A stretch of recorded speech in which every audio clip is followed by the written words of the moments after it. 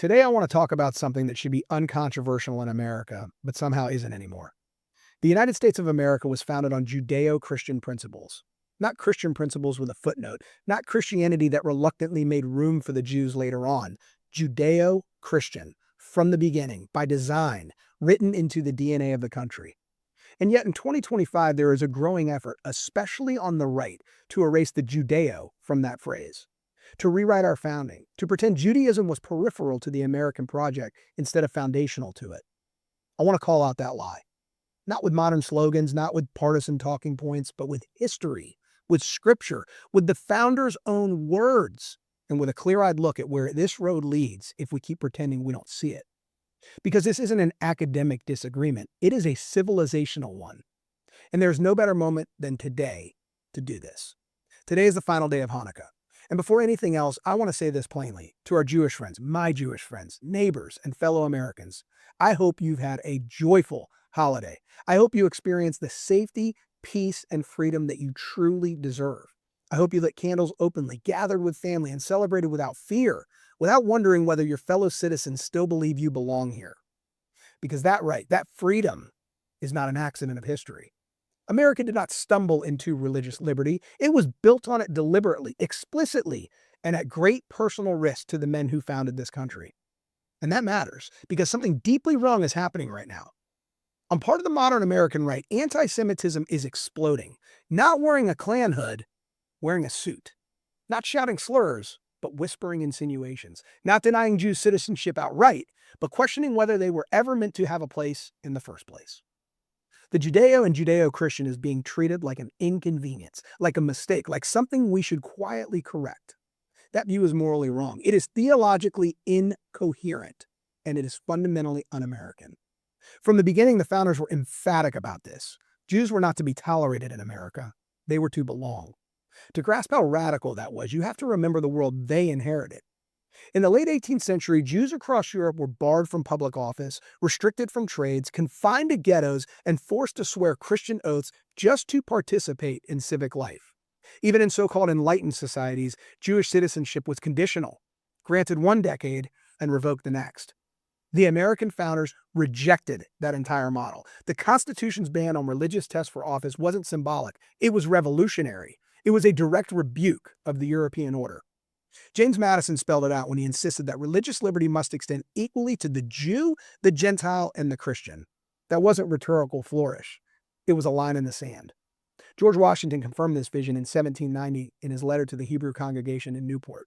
He didn't offer tolerance, he offered equality. He said, "The government of the United States gives to bigotry no sanction, to persecution no assistance."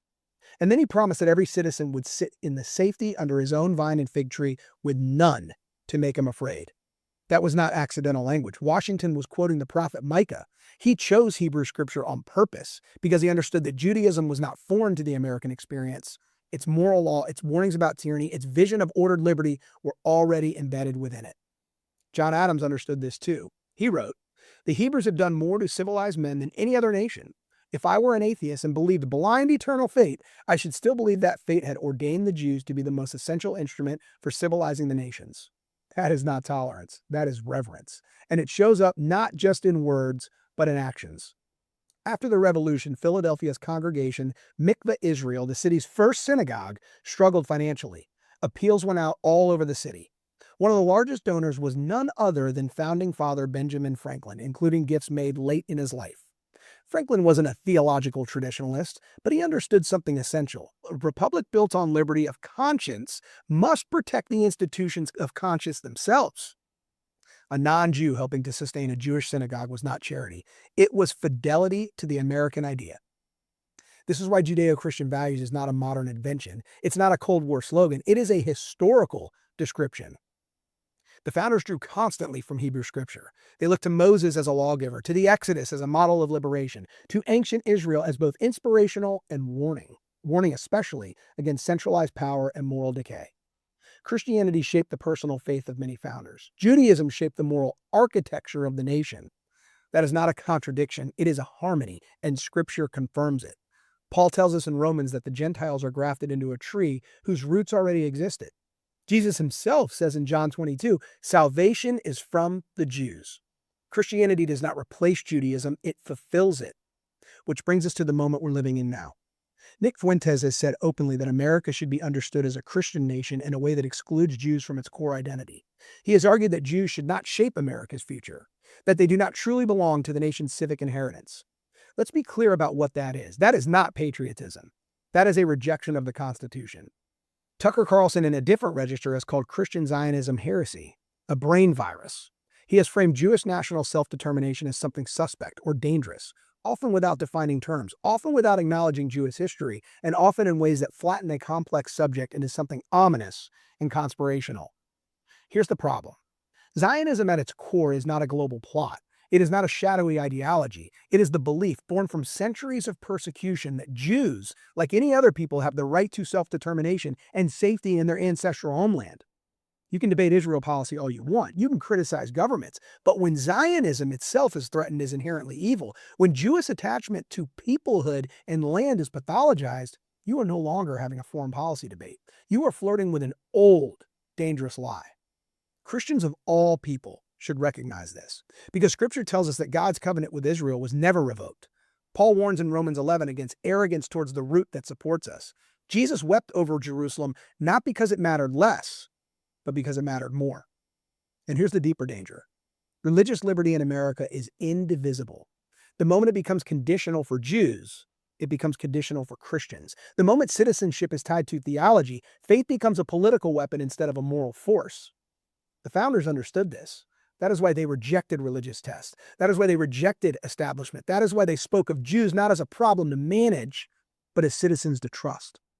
America was not founded as a Christian nation that later made room for the Jews. It was founded as a nation that included Jews from the beginning, by design, by law, by principle.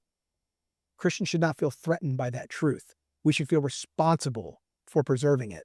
Because the moment America forgets why the Judeo matters is the moment it forgets why freedom matters. And history is unforgiving to nations that abandon their foundations, especially when they do so in the name of defending them. If we want to call ourselves heirs of the founders, then we should start by defending the America they actually built. Not a smaller one, not a meaner one, not a revisionist one, but a nation confident enough in its faith to protect the freedom of others, just as they did from the very beginning. Hey, we the people like Garcia, so that's no excuse.